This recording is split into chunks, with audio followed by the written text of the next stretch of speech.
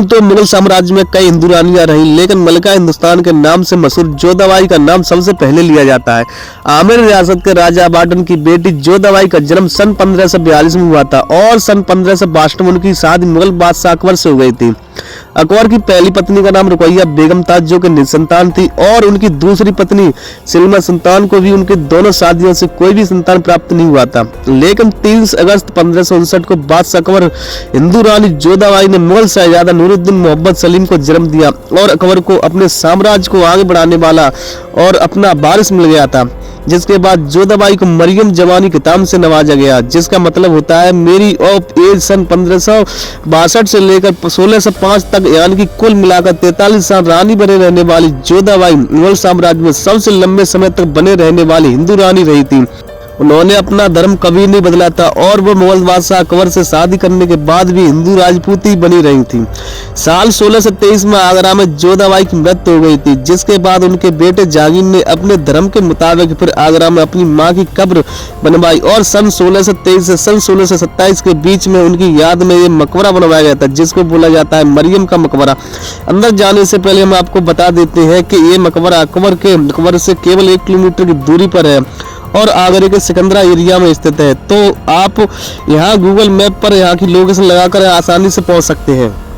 जोधाबाई अकबर की सबसे पसंदीदा और बुद्धिमान भावशाली रानी हुआ करती थी और वो बेहद खूबसूरत थी, इसलिए बादशाह अकबर उनको कई बार चांद का टुकड़ा कहकर पुकारते थे। उनको जोधाबाई के अलावा हीर कुंवारी, हरकाबाई और शाही बेगम के नाम से भी जाना जाता था।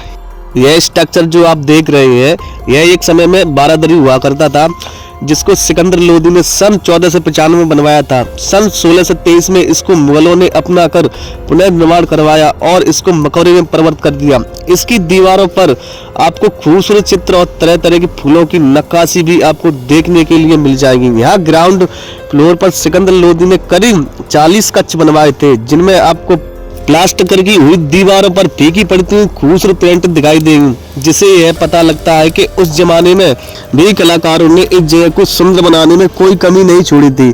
जहांगीर ने यहाँ मध्य भाग के निचले हिस्से में तहखाना बनवाया था, जहाँ पर जोधाबाई की कब्र बनी हुई है। तो हम आपको थोड़ी देर में दिखाएंगे।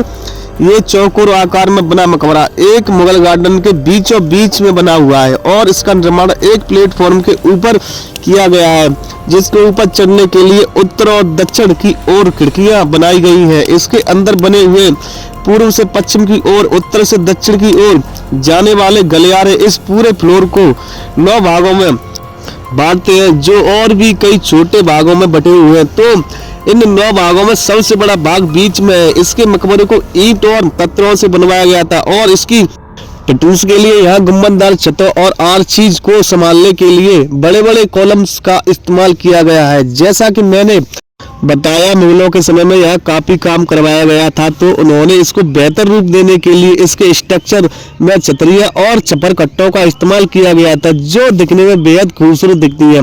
यहाँ आप चारों कोने पर ओप्टो गुनर सेब की काफी बड़ी बड़ी छतरियां देख पाएंगे और चारों किनारों के बीच में आपको छपर कट्ट भी देखने के लिए मिल जाएंगे।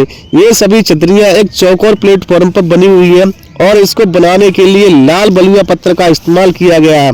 इन सभी छतरियों के गुम्बद सफेद रंग के हैं और इन गुम्बदों के ऊपर